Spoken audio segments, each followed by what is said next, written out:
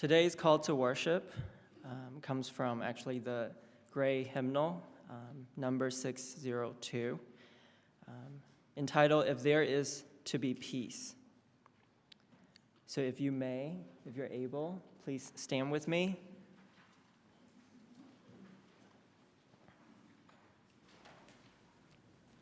If there is to be peace in the world, there must be peace in the nations. If there is to be peace in the nations, There must be peace in the cities. if there is to be peace in the cities, There must be peace between neighbors. if there is to be peace between neighbors, There must be peace in the home. if there is to be peace in the home, there must be peace in the heart.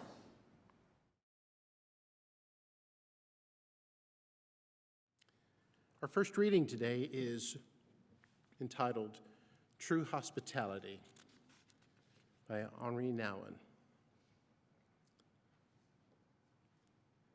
Every good relationship between two or more people, whether it is friendship, marriage, or community, creates space where strangers can enter and become friends. Good relationships are hospitable. And when we enter into a home and feel warmly welcomed, we will soon realize that the love among those who live in that home is what makes that welcome possible. When there is conflict in the home, the guest is soon forced to choose sides. Are you for him or for her? Do you agree with them or with us? Do you like him more than you do me? These questions prevent true hospitality, that is, an opportunity for the stranger to feel safe and discover his or her own gifts. Hospitality is more than an expression of love for the guest. It is also, and foremost, an expression of love between the hosts. And I invite you into a time of meditation and prayer in silence. And as we prepare for that, I invite you just to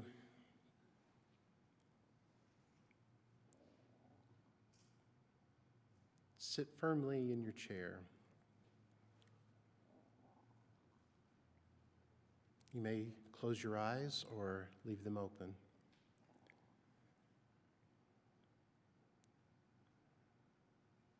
And then just allow whatever you are carrying with you today to be there.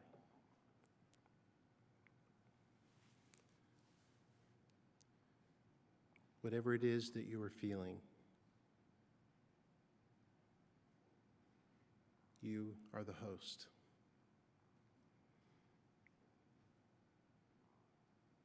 I wonder if you can make a place within yourself to welcome whatever comes to you.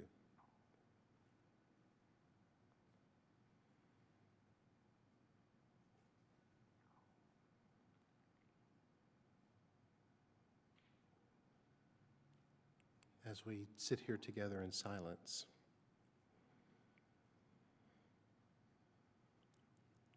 allow yourself to simply breathe.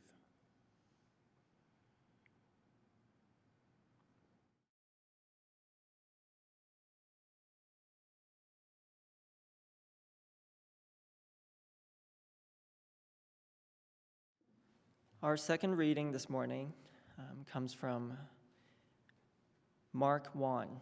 He's an Asian American who is currently a U.S. Navy chaplain assigned in California. And he wrote an article entitled Wholeness Through Hospitality. And he writes, an act of hospitality seems to require the host to potentially inconvenience themselves for the sake of their guests. For example, someone who grew up singing only songs by Hillsong in English may initially feel uncomfortable singing an African worship song with a completely different sound, and vice versa. In this vein, the Israelites were commanded to inconvenience themselves and provide many forms of neighborly love to the sojourner, who was basically a type of immigrant or foreign resident. I sometimes wonder what would be different today if I had grown up in Korea or even Hawaii, where I lived for about 1 year during high school. I still vividly remember how strange it was to not feel like a minority, to look around and feel at home. I'm learning wholeness despite the lack of safe places and social narratives telling me that it's okay to be different. The culture at our church has become a tangible expression of going beyond accepting differences to celebrating them. My church is a place where I'm learning about cultural hospitality. It is a community that I wish everyone could have, especially the culturally in-betweeners like myself. The temptation to blend in and be accepted never seems to go away. It just comes in different forms. This journey toward congruence has taught me that accepting myself is not something that I can do alone, nor simply by reading a good self-help book. It requires others, in the form of hospitable individuals and communities who celebrate my individuality and create space for me to practice self-acceptance. In telling this story, I feel I have bridged some of the divide between who I thought I should be and who I really am. I pray and hope that more of these types of cathartic experiences are experienced and shared in our churches and for our future generations, like my children.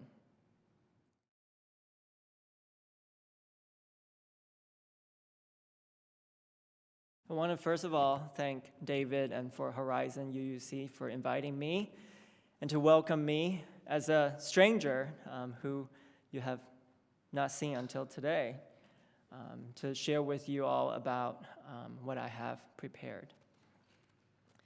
In an article published from the D magazine in 2012 entitled, "Why 30,000 Chinese People Call Plano Home?" the author talked about the brief history of Chinese migration into Texas. She says, since 1950, 250,000 Chinese people have come to American cities from Taiwan and the mainland as college or graduate students. They are a close-knit group of hardworking, highly educated people who are bound and supported by their distinct culture, yet have integrated well into an American community that appreciates their talents. Plano is a case in point. Alice Ma, who shares space with Sue Chen at a herb shop inside Asia World Market on Legacy Road, has a master's in information systems from the University of Texas at Dallas. Both women came to Texas a decade ago to work and raise their families in a place with a good school system, affordable housing, and comfortable living conditions. Ma and her husband own a car dealership in McKinney and have 3 kids who were born here, play volleyball, and love pizza and pasta, both of which Ma sometimes cooks. Her herb shop is a part-time business. She says to the interviewee, "We have some friends who are not Chinese, and my kids love it here. So far, I feel good." Charlie Yue, Executive Vice President of the Association of Chinese Professionals, says in this article as well, because of their commitment to education, family, and work, Chinese residents feel welcomed by their non-Asian neighbors. Most of us are highly educated, law-abiding, and we maintain the value of our neighborhoods, Yue says.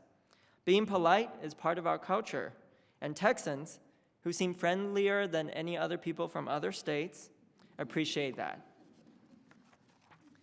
A close friend of mine commented about this last quote, saying that Yue seems to emphasize that there's an alignment of values which drove this level of integration, as opposed to building walls between each other. I believe what Yue describes here is what a lot of us would say is Southern hospitality. As someone who came to the South as a stranger in 2006, I would say for the first couple years, yeah, I did feel welcomed. But as I live here longer and longer, the truth is, unfortunately, the more I realize that this so-called Southern hospitality isn't as genuine as it seems. On the outside, it was easy to be welcomed in as long as I tried to fit in.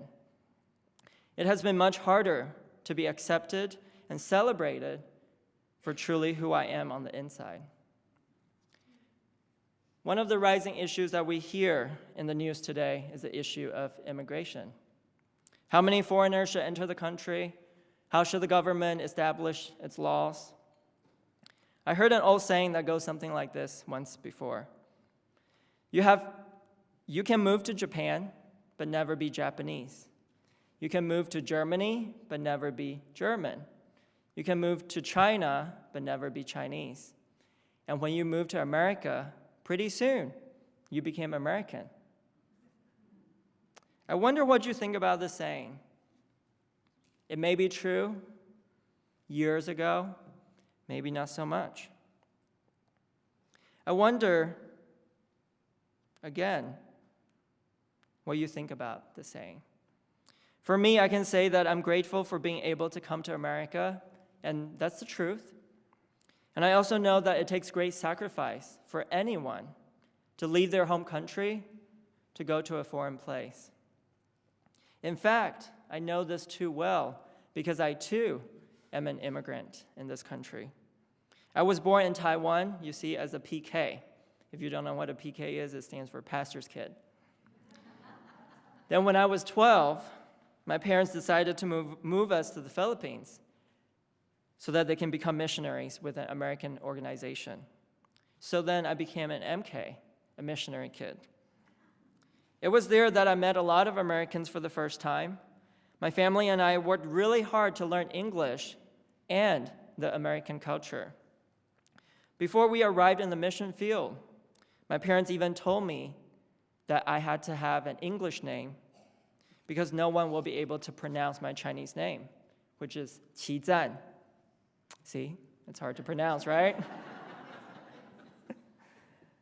I remember teaching many Westerners the pronunciation of my Chinese name, and as they find out that I also go by Paul, I received several comments like, "Oh, thank God that you have an English name." Or, "Why didn't you tell me that earlier? It would be so much better for me to pronounce." These comments also inversely leave, at times, a distaste in my mouth to my given name. It was more so recently as I reflect upon the Chinese culture that I grew up that I come to make sense of all of this. There's a definition that describes the Chinese culture that I grew up in, saying, in collectivist societies, people belong to in-groups that take care of them in exchange for loyalty. China is a highly collectivist culture where people act in the interest of the group and not necessarily of themselves. I find this to be an honest statement. Even just in the changing of a name, my parents wanted us to feel belonged to the American culture that we were entering into, hoping that the Westerners can in some way take care of us. And by doing so, we are showing our loyalty to them. So naturally, if you can't pronounce my name, then I should give you a name that you're familiar with. In our mindset, again, group consensus really matters, more so than individual opinions. Another saying that I resonate here as well is, "I am because we are." If you have ever been in a group setting with Asians, maybe perhaps in a classroom, you will know that typically we don't like to speak up. I know I'm the exception today. We don't tend to speak up in a group setting, not because we don't have opinions. It's just that we're not always ready to share them to the collective group, because once again, group consensus matters more than individual opinions.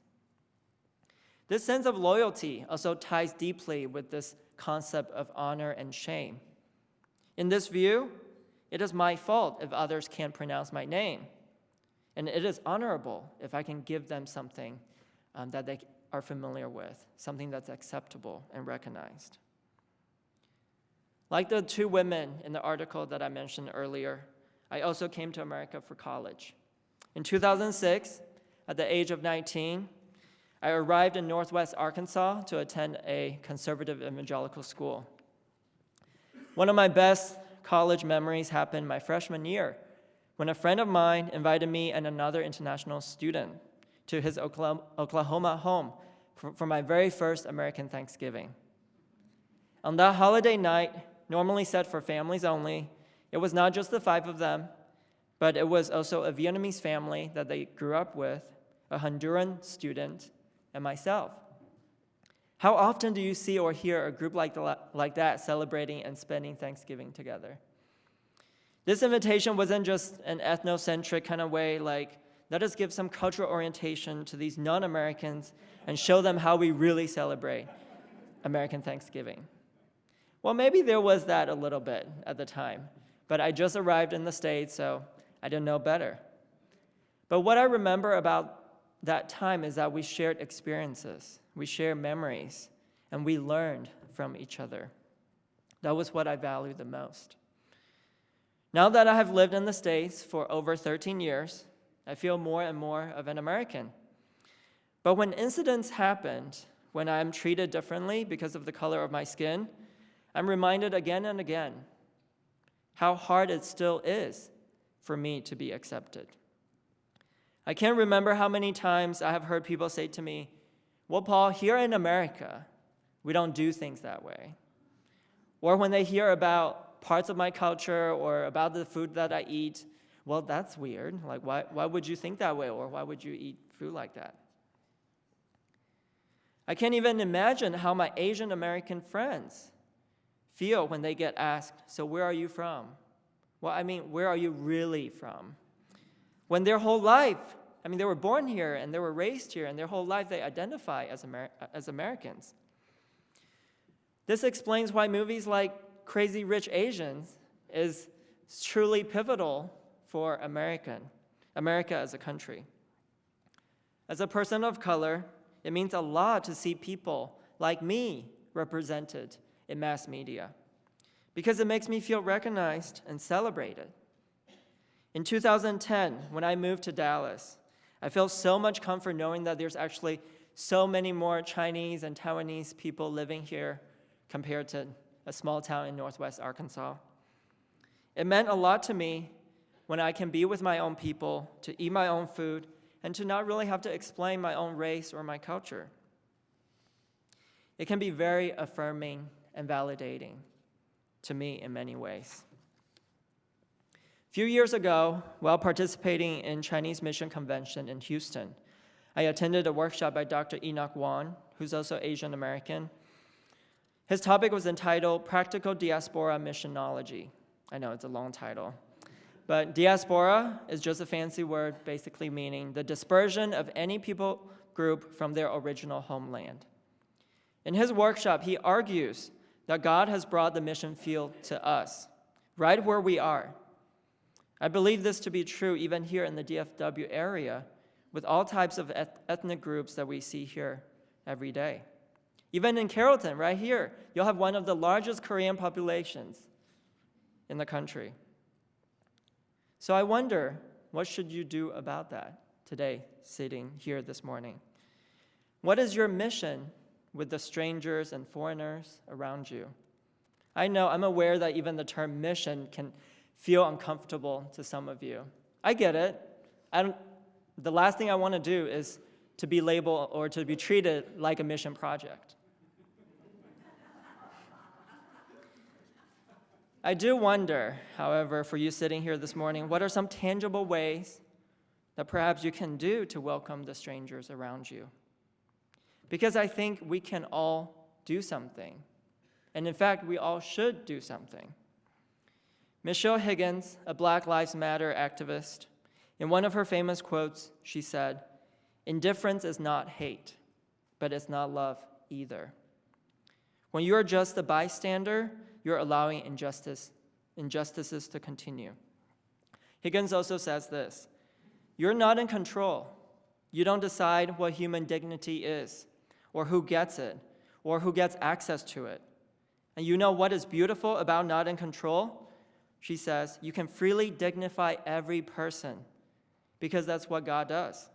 You can freely not judge any person because God is judge. So perhaps this morning we know, okay, love is the answer, right? But how? How do we love? How do we welcome a stranger that is so different from you in a way that does not whitewash them on the one hand, nor in a way where you tell them, oh, you're colorblind, you don't see color?